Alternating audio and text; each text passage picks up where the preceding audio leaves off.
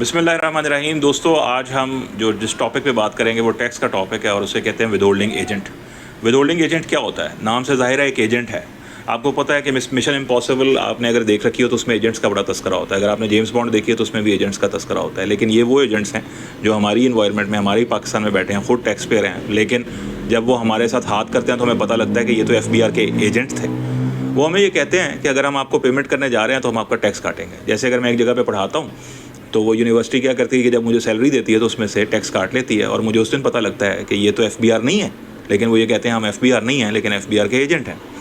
इसी तरह से जब मैं वापडा के पास बिल लेके जाता हूँ तो बिल के ऊपर इनकम टैक्स लिखा होता है और वापडा मुझसे साथ बिल भी लेता है और इनकम टैक्स भी, और मैं कहता हूँ कि ये इनकम टैक्स तो FBR ने लेना था। उस दिन मुझे पता लगता है कि ये वापडा जो है ये एजेंट है FBR का, जो उनके बिहाफ पे टैक्स वसूल कर रहा है। वासा भी ऐसे ही करता है और PTCL भी ऐसे ही करता है, उसके अंदर भी इनकम टैक्स मुझे देना पड़ता है। किसी कंपनी के साथ मैं ट्रांजैक्ट करता हूँ, बिज़नेस करता हूँ, तो कंपनी भी क्या करती है, पेमेंट करने लगती है। पेमेंट करते वक्त कहती है देखें बात ये है कि आपका टैक्स हमने काट लिया। मैं उसे कहता हूँ कि आपने मेरा का टैक्स कैसे काट लिया, तो मैंने FBR को देखना है। तो वो कहती है कि हम भी FBR के एजेंट। होल्डिंग का मतलब बड़ा इंपॉर्टेंट है कि विद होल्ड का क्या मतलब है। विद होल्ड अपने साथ, विद का मतलब है साथ, होल्ड का मतलब है होल्ड कर लेना। यानी कोई शख्स पेमेंट करने लगे तो अपने पास होल्ड कर ले, विद होल्ड कर ले।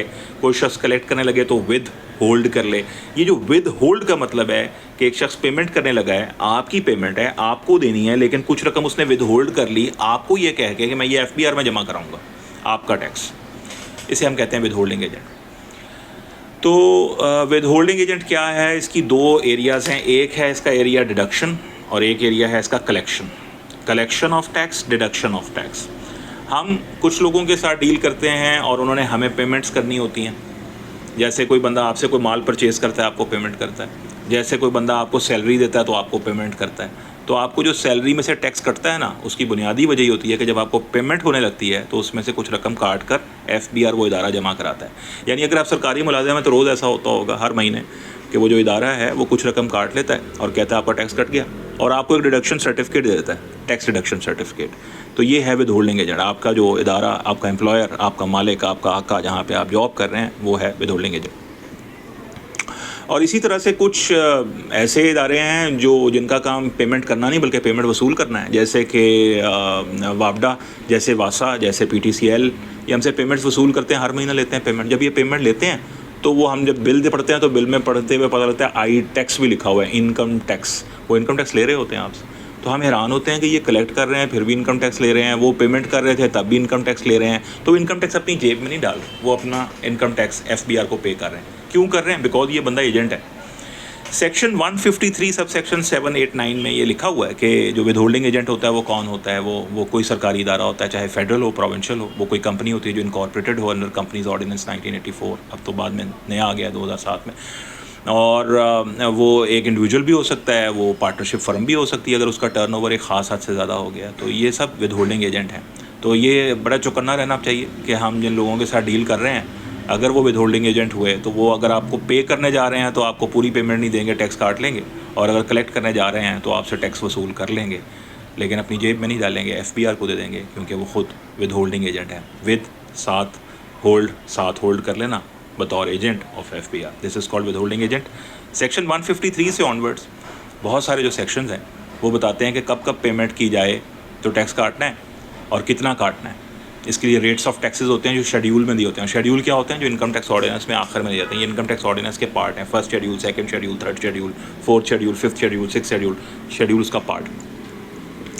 और कलेक्शन क्या है? वो जो सेक्शन 200 के बाद जब आप जाते हैं उसमें कलेक्शन वाले हैं। आपने देखा होगा कि DHA है या LDA है या बहरिया टाउन है, वहाँ पे कोई ट्रांजैक्शन होती है तो अगर आप वहाँ पे प्लॉट ख़रीद रहे हैं या प्लॉट बेच रहे हैं तो बेचने वाले से भी टैक्स काट लेता है बहरिया टाउन, DHA, LDA, और जो ख़रीद रहा है उससे भी टैक्स काट लेता है। बंदा बड़ा हैरान होता है कि आपने तो मेरा टैक्स काट लिया, आप FBR तो नहीं हो। तो वो बताते हैं कि हम एजेंट हैं, विद होल्ड करने वाले एजेंट। हमने आपकी रकम में से टैक्स कलेक्ट कर लिया और ये कलेक्ट करके हम FBR को जमा कराएंगे क्योंकि हम विद होल्डिंग एजेंट हैं। तो विद होल्डिंग एजेंट जो है, it's a concept in income tax ordinance जो पेमेंट्स और कलेक्शन के हवाले से कुछ टैक्स पेयर्स को ये इख्तियार देता है कि वो FBR के बिहाफ पे टैक्स कलेक्ट कर लें या डिडक्ट कर लें और FBR को जमा करा दें।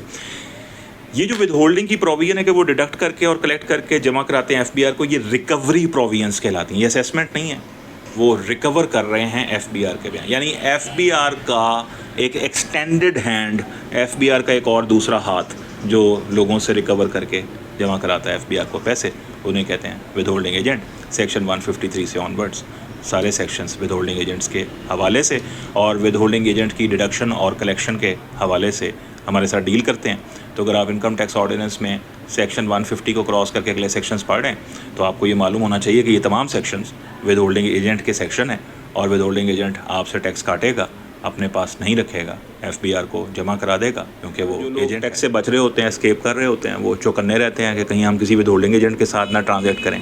लेकिन ये अक्लमंदी नहीं है, क्योंकि अगर आप विद होल्डिंग एजेंट्स को अवॉइड करेंगे तो सोसाइटी में या बिज़नेस सर्कल में आपको बहुत सारे ऐसे बिजनेसेस से हाथ धोना पड़ेगा, ट्रांजेक्शन्स लूज़ करनी पड़ेंगी जो सारे विद होल्डिंग एजेंट के तौर पर काम कर रहे होंगे। तकरीबन तमाम बड़े बिजनेसमैन, चाहे वो कंपनीज़ हों, चाहे वो गवर्नमेंट या सरकारी प्रोविंशियल अदारे हों, या वो स्टैट्यूटरी बॉडीज़ हों, या वो कोई बड़ा इंडिविजुअल या पार्टनरशिप फर्म हो, वो विद होल्डिंग एजेंट लाजमी होता है और उसने आपका टैक्स काटना होता है। अगर वो काटे ना तो फिर क्या होगा, यानी वो विद होल्डिंग एजेंट की डेफिनेशन में फॉल करता और आपका टैक्स ना काटे और आपको एस्केप फ्री जाने दे, तो फिर उसको अपनी जेब से जमा कराना पड़ेगा और यही सबसे बड़ा प्रॉब्लम है। विद होल्डिंग एजेंट जब ये टैक्स काटता है तो एक बात बस जहन में रखें कि वो ये काट के रिकॉर्ड देता है एफबीआर को, और वो रिकॉर्ड कैसे देता है कि अपनी रिटर्न तो वो देता ही है, बस साथ वो एक स्टेटमेंट भी जमा कराता है जिसके अंदर विद होल्डिंग टैक्स स्टेटमेंट वो कहलाती है।